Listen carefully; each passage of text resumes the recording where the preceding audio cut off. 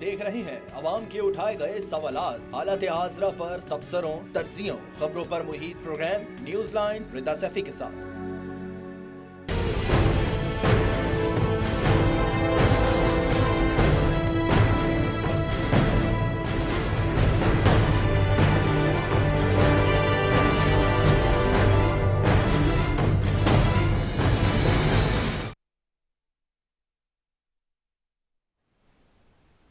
अस्सलाम वालेकुम, मैं हूँ रिदा सैफी। नाज़रीन, दिन बदल गए, साल बदल गए, दुआएं बदल गईं, मगर ना बदले तो वतन अजीज के हाल ना बदले।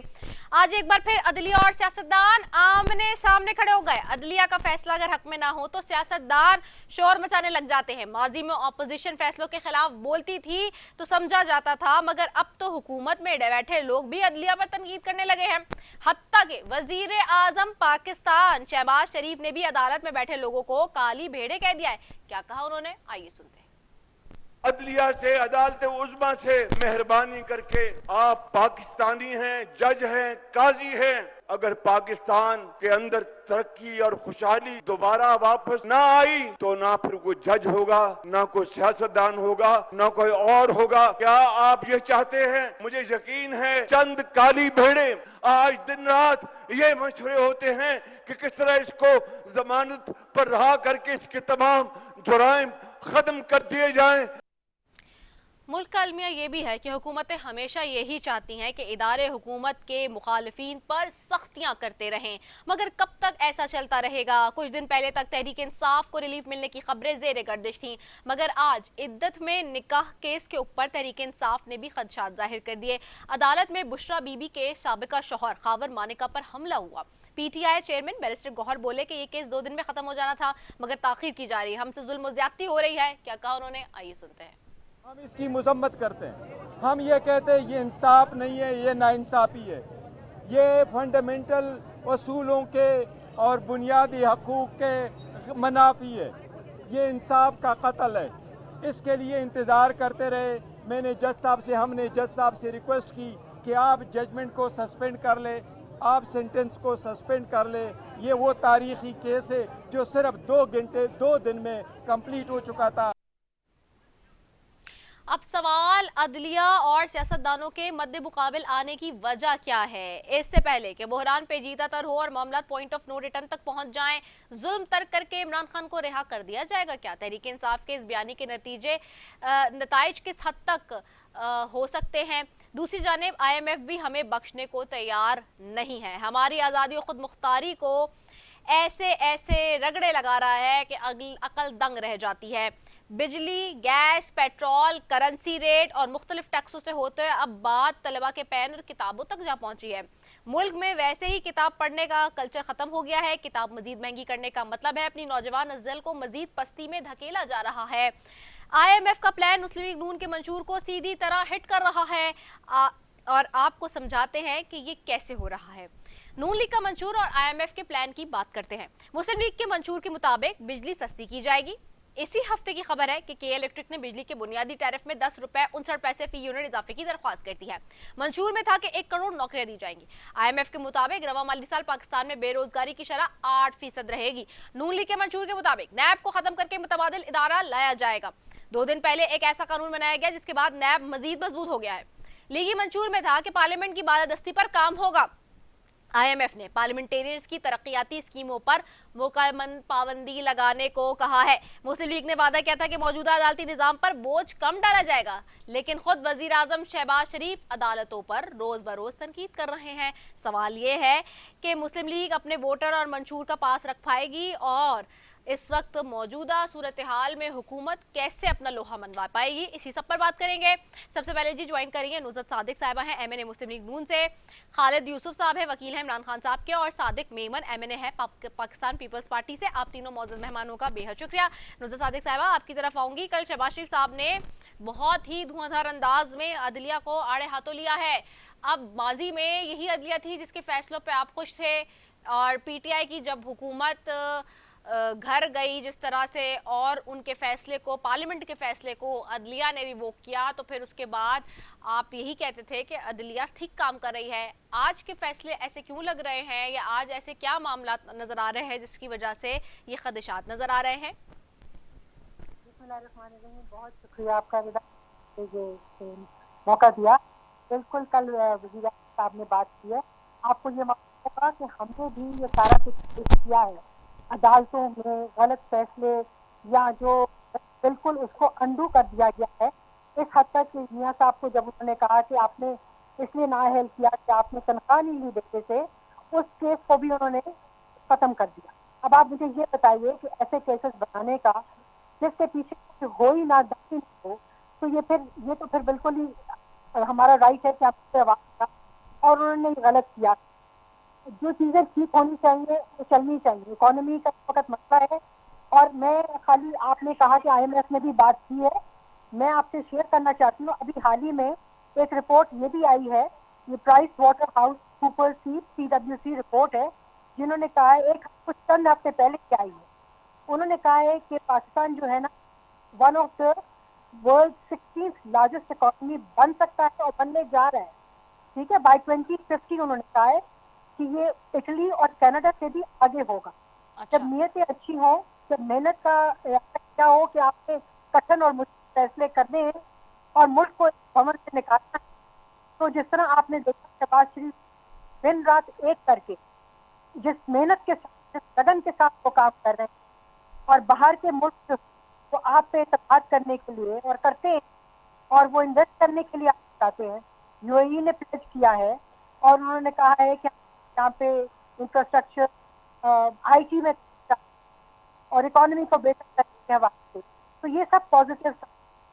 जहाँ चीजें ठीक हो रही हैं, मैं समझती हूँ वक्त मुश्किल है, इन सबको साथ बैठना हो, मगर ये प्यार अगर हो बैठने के लिए तब की बात है, नीयत अच्छी हो तब की बात है। हम अकेले लगे हुए हैं और कर रहे हैं, ये भी हमें पता है कि नून लीग जब आती है और चैलेंजेस होते हैं, तो फिर भी हमने पाकिस्तान को आगे ले जाने के लिए ऑलमोस्ट वो वक्त आ गया था जब एशियन टाइगर बनने के लिए हमने जो शुरू की और एफर्ट किए और हम उस तक जा रहे थे। आपको पता है जर्मनी का एक डेलीगेशन आया था और आप वहाँ पे मैं मौजूद थी, उन्होंने मिलाया सबसे और उन्होंने तारीफ की जर्मनी की, कि जर्मनी ने बिल्कुल जो खत्म हो चुका था वर्ल्ड वॉर के बाद कैसे खड़ा हुआ, जब उसने पहला काम किया कि अपने ऑटोबान पर, अपने मोटरवेज बनाए, वो कनेक्शन, वो रास्ता होता है ट्रेड को, कॉमर्स को, उसमें सब मदद करता है। अब आप देखिए कि उससे फर्क पड़ता है। तो ये चीजें जो होती हैं मुल्क की तरक्की के लिए होती हैं। ये सब काम पुलिस ने किए, रिकॉर्ड टाइम में पावर प्लांट्स लगाए। चीफ मिनिस्टर साहब जब थे शहबाज शरीफ, उन्होंने रिकॉर्ड सीपैक के जब प्रोजेक्ट आए थे तो उन्होंने उसमें काम किया। उसके बाद आप देख लेंगे वोट हमें जो मिलता है, हम अपनी तरक्की के ऊपर, पाकिस्तान की तरक्की के लिए जो काम करती है उस पर मिलता है। इस दफा भी इलेक्शन का जो रिजल्ट था, हमारा राइट है कहना कि ये हमारे साथ कुछ जगहों पे ठीक तरह नहीं हुआ, वो हमारा राइट है कह सकते। तो मेरा ये ख्याल है कि ठीक अपनी पूरी एफर्ट कर रहे, जो हमारा है कि हम काम और मेहनत और इस तरह काम करके दिखाएं। तभी रिपोर्टें आ रही हैं बात, तो तभी कोई ब्रेकिंग की तरफ ADB के डायरेक्टर, कंट्री डायरेक्टर ने भी कहा है कि आहिस्ता आहिस्ता नजर आ रहे हैं रिकवरी के वो। और ये जो है ये मैन्युफैक्चरिंग में और हायर क्रॉप आउटपुट में ये नजर आया है। तो ये मैं अगर अपनी बात कोई कर रही हूँ तो मैं विद सबूत बाकियों की बात जो जिन्होंने कही है कथनकारों ने, उनकी उस पर बेस पे बता। ठीक है, ठीक हो गया है। मैं खालिद यूसुफ साहब आपकी तरफ आऊंगी। खालिद यूसुफ साहब, आपको आवाज आ रही है मेरी? खालिद यूसुफ साहब, आपको आवाज आ रही है मेरी? खालिद यूसुफ साहब, आपको आवाज आ रही है? अच्छा, मुझे आपकी आवाज आ रही है। जी जी जी जी, खालिद यूसुफ साहब आपकी तरफ आऊंगी। खालिद साहब, ये आज जो मामला बना कोर्ट के हाथ आए, कोर्ट में हमने देखा, और ये था आज इद्दत में निकाह के केस का मामला था। ये खबर मानिका साहब के ऊपर आज सारे जो है वो TV स्क्रीन पे चल रहा था, वकला ने उनकी पिटाई कर दी खूब। आखिरकार वजह क्या बनी है, ऐसा मामला क्या बना, उन्होंने क्या किया? क्योंकि आज तो फैसला आना था और फैसला सुनाना था जज साहब ने, और फिर पता ये भी चला कि जज जो है फैसला सुनाए बगैर ही चले गए। तो आखिरकार हुआ क्या आज? देखें, निकाह इद्दत अपील में गुज़िश्ता 3 माह की लगातार समाअत के बाद आज का दिन फैसला सुनाने के लिए मुकर्रर किया गया था। इसमें आज अदालत ने फैसला सुनाना था और गुज़िश्ता कई तारीखों से जो खबर मानिका हैं और उनके जो वकील हैं वो अदालत से गैर हाजिर रहते और तारीख इल्तवा की दरख्वास्त करते रहते, लेकिन आज अदालत ने उनको आखिरी मौका दिया और ये कहा था कि आज फैसला भी सुनाया जाएगा और उनका मौक़िफ़ भी दे दिया जाएगा। अब जैसे ही अदालत ने आज सुबह 10:30 बजे उनका वक्त मुकर्रर किया कि वो अपने 10:30 बजे अपने दलाइल दें, तो बजाय उन्होंने दलाइल देने के आके रोस्टम के ऊपर अदालती डेकोरम की खिलाफ वर्जी करते हुए इंतहाई गैर अखलाकी और गैर पार्लिमानी अल्फाज इस्तेमाल करते हुए न सिर्फ अदालती डेकोरम को मुतासर किया बल्कि एक स्क्रिप्टेड और प्लान्ड मंसूबे के तहत जुडिशल प्रोसीडिंग को इंटरप्ट करने के लिए उन्होंने एक प्लान बनाया था कि किसी भी तरह जो वकला हैं इमरान खान के और बुशरा बीबी के और पाकिस्तान तहरीक इंसाफ की जो वहाँ क़यादत और जो लोग उससे वाबस्ता मौजूद हैं उनको इख्तियार दिला के वहाँ किसी भी तरह की कोई ऐसी सिचुएशन क्रिएट की जाए कि अदालत को फिर ये बहाना दिया जाए कि वो जो इस फैसला सुनाने को मुलतवी कर दे। लेकिन हमारी जो बर्दाश्त और हिम्मत और हमने उसके अदालत के सामने भी ये बात रखी कि ये जो अल्फाज इस्तेमाल कर रहे हैं और जिस तरह की ये गुफ्तगू कर रहे हैं ये अदालती डेकोरम से मुताबिकत नहीं रखती और अदालत ने उनको 2 बार मना भी किया, लेकिन उन्होंने अपनी गुफ्तगू जारी रखी और हमारी तरफ से इंतहाई ज़ब्त, तहम्मुल और बर्दाश्त का मुजाहरा किया गया और अदालती डेकोरम को बरकरार रखा गया है। अब जैसे ही वो बाहर निकले हैं तो उन्होंने इंतहाई बेहुदा गुफ्तगू और नारेबाजी कर रहे थे, तो कहीं शायद कोई ऐसा वाकया कहीं सामने अभी हमने भी देखा है वीडियोस के अंदर, तो ऐसा कोई जो कोर्ट रूम के अंदर कोई ऐसा वाकया हमारी तरफ से कम अज कम पेश नहीं आया। उनकी तमाम जो गैर अखलाकी गुफ्तगू थी उसको हमने बड़े तामुल से बर्दाश्त किया, क्योंकि हम आज चाहते थे कि अदालत इंसाफ के मुताबिक आज फैसला सुनाए, लेकिन एक स्क्रिप्टेड प्लान के तहत आज इसको इल्तवा का शिकार करके मजीद इसमें ताखीर की गई है। और जो खबर मानिका का आप कह रहे हैं इससे पहले भी वो जो गैर अखलाकी गुफ्तगू करते रहे, लेकिन आज उन्होंने तमाम हदूद और कयूद को पार करते हुए न सिर्फ अदालती डेकोरम को पामाल किया और बाहर निकल के नारेबाजी भी की है। सर, लेकिन आप लोग खुद भी इस बात को समझते हैं, अहाता अदालत में इस तरह से कानून को हाथ में लेना, आप लोग तो कानून के पहरेदार हैं, रखवाले हैं, तो जो हुआ वो सारी स्क्रीन पे चल रहा है। आपको एक बड़ी वजाहत से बात बताऊं, उनके साथ जो भी वाकया हुआ उसमें इमरान खान या बुशरा बीबी लीगल टीम का कोई भी वकील मौजूद नहीं था, हम सब अदालत के अंदर मौजूद थे और ये वाकया कहीं बाहर वकू पजीर हुआ है और हमें इसकी बड़ी तासीर से इल्म हुआ है। तो ये कौन से वकला थे जिन्होंने ये किया है? देखें जी, बात यह है कि आप जिस तरह की वो गुफ्तगू कर रहे थे या गुफ्तगू की है, उससे तो हर शऊर शख्स जो है ना वो उसको इश्तियाल आ सकता है। सही। अच्छा, अब इसमें एक बात और भी बताइएगा मुझे खालिद यूसुफ साहब, अब आप लोग जो केसेस चल रहे हैं इसकी प्रोसिक्यूशन से और इसके केसेस की कार्रवाई से सारे आप लोग मुतमईन हैं? क्योंकि अब आज भी जज ने तो केस सुनाया नहीं, इस पे फिर बात आ रही थी कि जी बैरिस्टर गौहर कह रहे थे कि भाई जो सारा मामला है और जो केसेस मुख्तलिफ जजेस के पास जा रहे हैं उसमें हमें तो इसकी शफाफियत पे ट्रायल की फिर दोबारा से खदशात शुरू होंगे, तो क्या ऐसे ही चलता है? जब से वोट ऑफ नो कॉन्फिडेंस आई है और उसके बाद जितने भी फैसले आना शुरू हुए, चाहे वो आला अदलिया की जानिब से हों या मातहत अदलिया की जानिब से, तमाम फैसलों के अंदर जानिबदारी और जो जुडिशल प्रोसीडिंग है, मैनिपुलेशन बिल्कुल वाज़ेह है। इस्लामाबाद हाई कोर्ट के 6 जजेस का जो खत है वो इससे बिल्कुल वाज़ेह है कि किस तरह जुडिशल प्रोसीडिंग को मैनिपुलेट करके इमरान खान के खिलाफ और पाकिस्तान तहरीक इंसाफ के खिलाफ फैसले लेने की कोशिश की जाती रही है। और जितने भी जुडिशल प्रोसीडिंग हुई है गुज़िश्ता 2 सालों के अंदर, उसमें ये उनसर बिल्कुल वाज़ेह है और हम बिल्कुल इत्मीनान महसूस नहीं करते कि आइन के अंदर दिए गए हमारे बुनियादी हकूक हमें मुहैया नहीं किए गए, हमें वो अता नहीं किए गए जो अदालतों की जिम्मेदारी थी कि वो उन हमारे हकूक के ऊपर अमल दरामद करने में और हमें वो हकूक दिलाने के ऊपर वो यकीनी बनाते, अमल दरामद करवाते, लेकिन अदलिया की जानिब से जो इसके ऊपर कोई भी ऐसा फैसला नहीं है कि जिससे हम ये महसूस कर सकें या ये कह सकें कि हम इन अदालती फैसलों से मुतमईन हैं।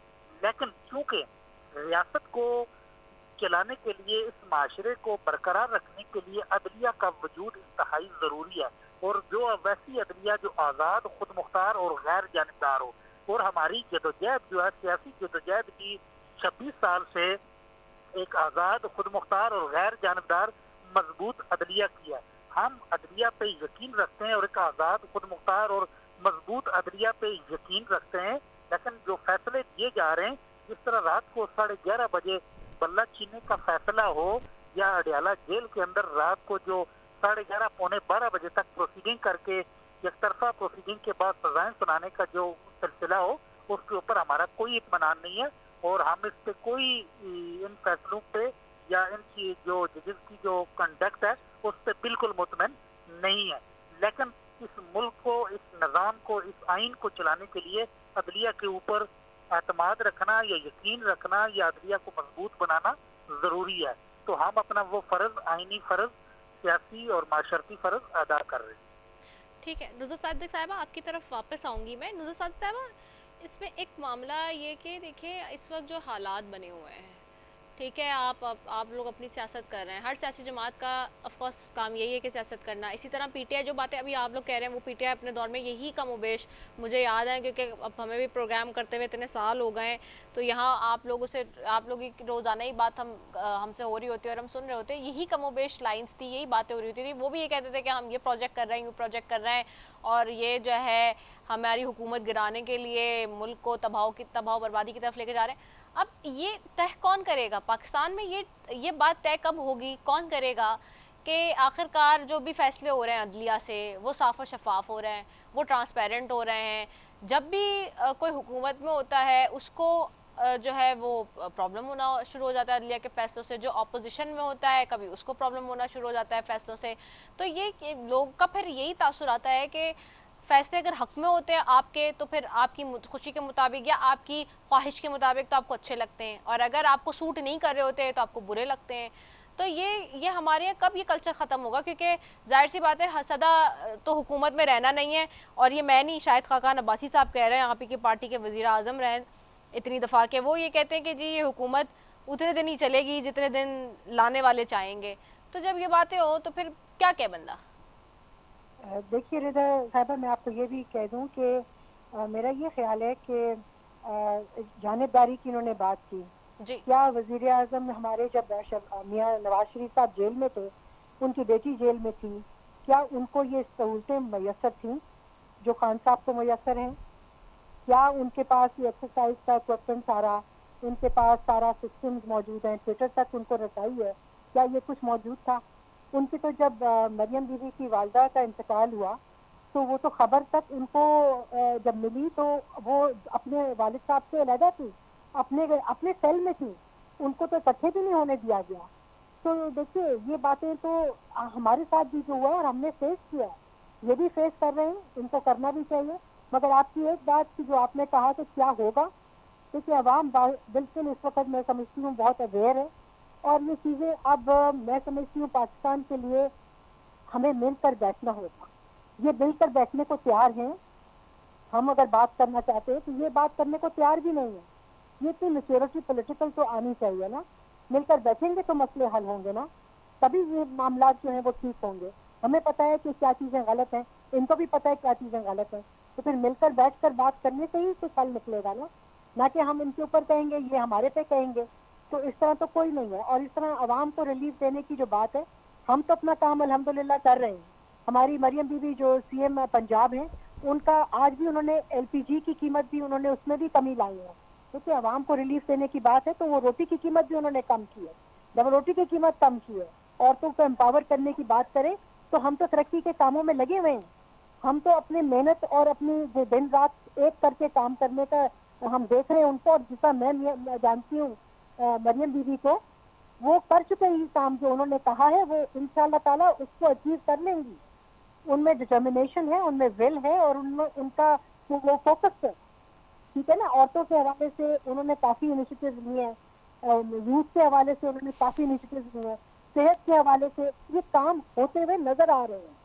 ये नहीं कि हम तख्ती लगा रहे हैं, काम कर रहे हैं, ऑलरेडी डिलीवर उसको शुरू कर दिया करने।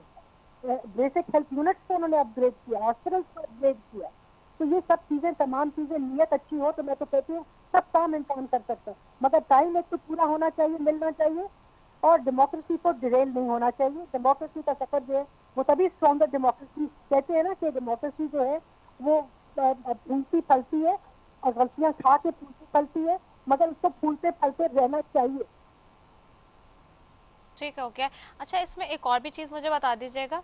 चलिए मैं आपसे मजीद ही बात करती हूँ। मैं ज़्यादा सादिक मेमन साहब की तरफ भी जाती हूँ। सादिक मेमन साहब, आपको आवाज़ आ रही है? जी जी आ रही है। जी सादिक मेमन साहब, इस वक्त जो हालात बने हुए हैं, हम देख रहे हैं, एक तरफ हुकूमत है, दूसरी तरफ इदारे हैं। इदारे से मुराद ये कि जाहिर सी बात है अदलिया है, और जिस तरीके की कल वज़ीर आज़म साहब ने बात की, शहबाज शरीफ साहब ने, ये हमारे सामने फिर आज जो हुआ है कोर्ट्स के अंदर वो भी हम देख रहे हैं। हैविंग सेड दैट, ये सारी सूरत हाल को देखते हुए पीपल्स पार्टी कैसे देख रही है? पीपल्स पार्टी क्या समझ रही है कि ये वे आउट कैसे निकलेगा मुज़ाकरात का? अब से कुछ देर पहले मैंने मंशूर और IMF के प्लान के हवाले से कुछ चीज़ों पे बात की, और उसमें आप लोगों की भी बात हुई थी। पीपल्स पार्टी ने भी ये बात बारहा की, और मैंने बिलावल साहब का भी एक शॉट चलाया था कि जी मईशत और नैब साथ नहीं चल सकती। लेकिन हम देखते हैं कि नैब को एम्पावर कर दिया जाता है, और नैब को जो है वो रिमांड में ही उसके जो है टाइम बढ़ा दिया जाता है। आप लोग ही कहते थे कि जी नैब को तो काला कानून है, इसको तो ख़त्म होना चाहिए, और आज आपके मकाम सदर जो है वो उसमें भी टाइम बढ़ा रहे हैं। तो यही हालात रहेंगे कि कॉलो फेल में तजाद रहेगा सियासतदानों के, तो मुल्क कैसे चलेगा? जी, आपकी बात एक तरह से ये बिल्कुल दुरुस्त है। वाकई ये हमारी हमेशा से पोजीशन रही है कि नैब और जमहूरियत साथ नहीं चल सकती, क्योंकि हमेशा आप देखें कि जब से ये नैब का कानून अमल में आया है उसमें सियासतदानों को ही निशाना बनाया गया है, और हर दौर में जो भी पार्टी पावर में आती है वो अपनी पोजीशन को डिस्ट्रॉय करने के लिए नैब का ही इस्तेमाल किया जाता है। और अभी ये भी आपकी सही है कि गिलानी साहब ने ये किया था, तो मेरी बात भी कुछ हमारे दूसरे सीनियर रहनुमाओं से हो रही थी, तो इसमें अभी मेरे ख्याल में कुछ पीपल्स पार्टी का मौक़िफ़ जो है वो ज़रूर इसमें जल्द आ जाएगा। लेकिन जो तसादुम की जो सूरत हाल है यहाँ पे, मैं समझता हूँ कि इदारों को, हर एक को अपने आईनी जो उनकी लिमिट्स हैं उसके अंदर बैठ के काम करना चाहिए। जुडिशरी का अपना एक रोल है, पार्लियामेंट का अपना एक रोल है, इसी तरह एस्टेब्लिशमेंट का या दूसरे जो भी हमारे स्टेट के पिलर्स हैं उनका अपना रोल है। जब ये कोई भी इदारा अपने आईनी हुदूद से बाहर निकल कर जब एक्ट करता है तो उस वक्त ये इश्यूज आ जाते हैं। और मैं समझता हूँ कि यहाँ पे आप पाकिस्तान की तारीख उठा के देख लें तो इसमें हमारे साथ सबसे बड़ा प्रॉब्लम रहा ही यही है कि कभी किसी इदारे ने मदाखलत की, कभी किसी इदारे ने। तो पीपल्स पार्टी हमेशा इस बात पे यकीन रखती है कि आइन पे अमल किया जाए, हर इदारे को अपनी हुदूद में रहकर काम करना चाहिए। और खासकर आजकल के हालात में जबकि मईशत इतनी हमारी हालत ख़राब है, इसमें सबको ये चीज़ें भुला के बातचीत और मुफाहमत के रास्ते पे आना चाहिए। और उसमें मैं समझता हूँ पीपल्स पार्टी को अगर कोई रोल दिया गया, या पीपल्स पार्टी इसमें ज़रूर अपना किरदार अदा भी करेगी, पार्लियामेंट के अंदर भी और पार्लियामेंट के बाहर भी। और अभी अगर आप देख लें तो पार्लियामेंट में भी मैं समझता हूँ इस चीज़ को अभी तक लाया नहीं गया। इस चीज़ में पार्लियामेंट एक बड़ा अच्छा रोल अदा कर सकती है। वहाँ पे सारे हमारे जो सियासतदान हैं मुख्तलिफ पार्टीज़ के, वो बैठते हैं, आपस में उनकी बातचीत भी होती है, जो रूल्स ऑफ बिजनेस हैं या दूसरे जो अमूर हैं कौमी असम्बली के या सेनेट के डेली बेसिस पे, तो उनकी मुलाकातें आपस में होती रहती हैं। तो इस सिलसिले में मैं समझता हूँ हर पार्टी को अपने जो पार्लिमानी लीडर्स हैं, जो वहाँ के नुमाइंदे हैं, उनको ये इख्तियार देना चाहिए कि वो आपस में बातचीत करके कोई मुफाहमत का ऐसा रास्ता निकालें ताकि हम सियासी एक इस्तेकाम की तरफ जाएं जो कि हमारी मईशत को ज़्यादा इस्तेकाम देगी।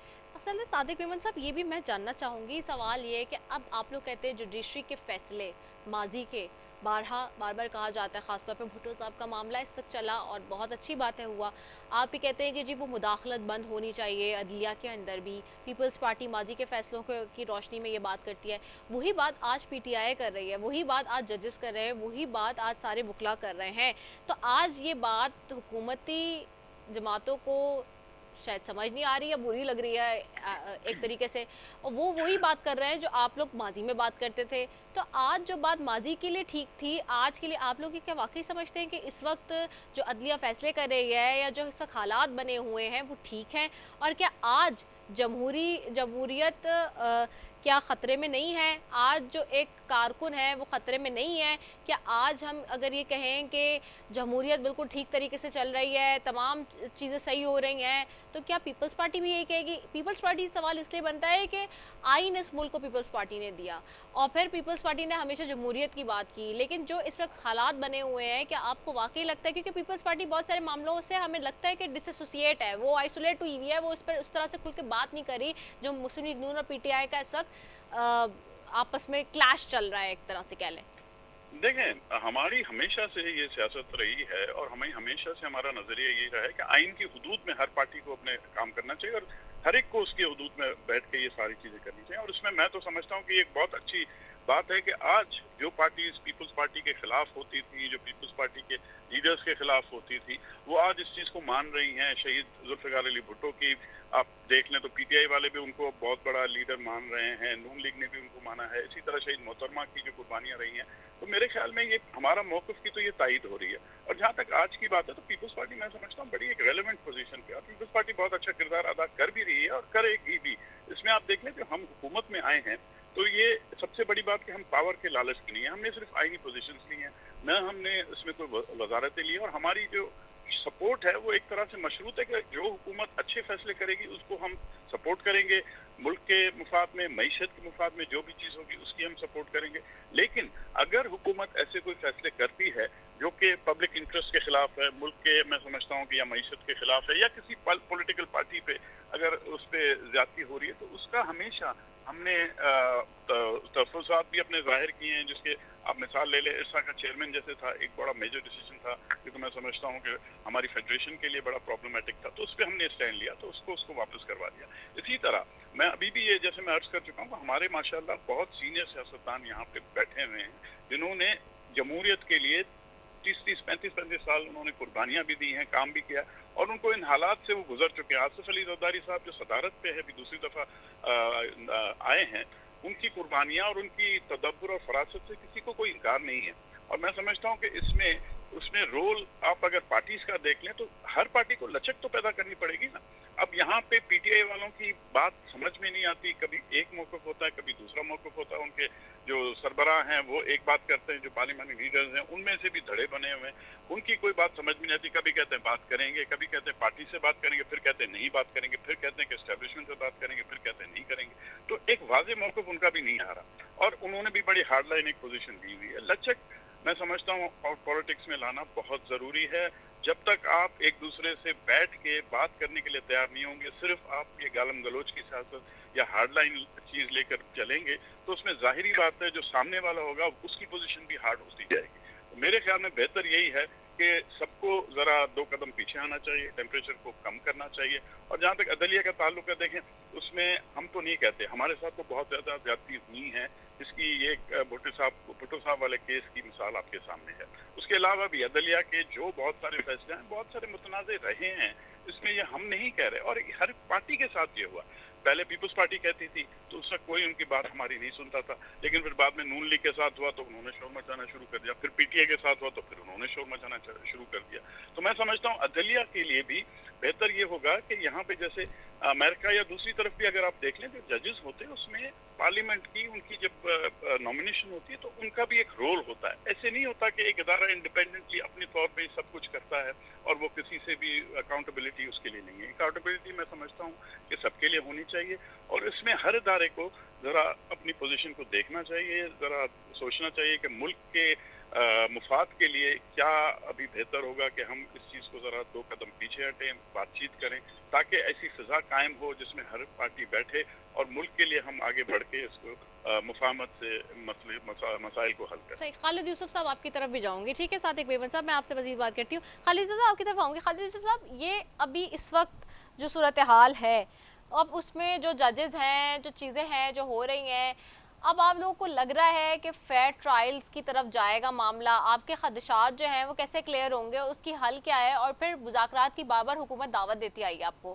खासतौर पे नून लीग, तो उस मुज़ाकरात के लिए तो डोर क्लोज्ड है ना, कोई खोलने की बात ही नहीं हो रही है। और अगर खुलते भी हैं तो अगले दिन कोई और बयान आ जाता है, एक दिन कोई और कुछ कहता है, नेक्स्ट डे कोई और बात हो जाती है।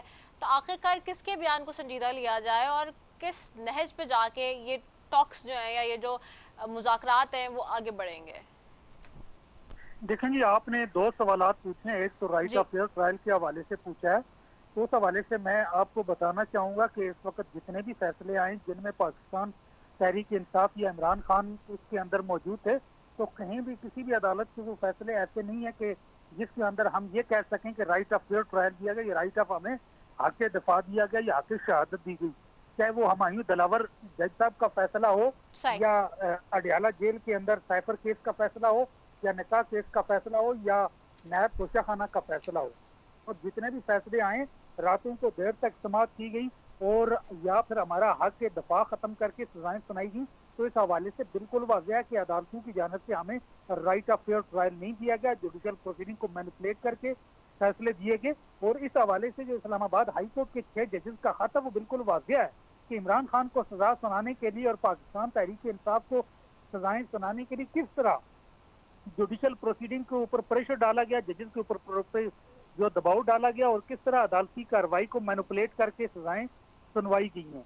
और दूसरी बात आपने कहा कि जो बातचीत के हवाले से, देखिए हमारा एक ही नुक्ता है, एक ही एजेंडा कि अवाम ने जो मैंडेट दिया है उसके मुताबिक फॉर्म 45 के मुताबिक जितने भी जीते हुए लोग हैं उनका नोटिफाई होना चाहिए और वही अवाम की हकीकी नुमाइंदगी के अहल है। और फॉर्म 47 के जितने भी लोग हैं ये अवाम की नुमाइंदगी के अहल नहीं। हमारा मैंडेट हमें वापस किया जाए, ये हमारा बुनियादी मुतालबा है। इसको तस्लीम करते हैं तो उसके बाद फिर बाकी बातें होंगी, इसके बगैर तो बाकी बातें नहीं हो सकती। अब जिनको अवाम ने हक नुमाइंदगी नहीं दिया तो उनसे हमारी कैसे बात हो सकती है? बात सिर्फ उसी से हो सकती है जिसको अवाम ने हक नुमाइंदगी दिया है। अच्छा, इसमें क्या आप कोई एहतजाज की तरफ जाएंगे, क्योंकि ये बात सिर्फ कहने से और करने से तो अब तक कोई हल नहीं निकला ना? देखें जी, इस हवाले से एहतजाज की बात है, ये जो बाकी बातें हैं वो तो टेबल पे हर वक्त मौजूद हैं। और उस हवाले से जो पॉलिटिकल क़यादत है उस हवाले से फैसला करना है, तो वही जब खान साहब की तरफ से जब हदायत आएगी तो उसके ऊपर पूरी कुव्वत से फैसला अमल दरामद भी किया जाएगा, एहतजाज भी किया जाएगा।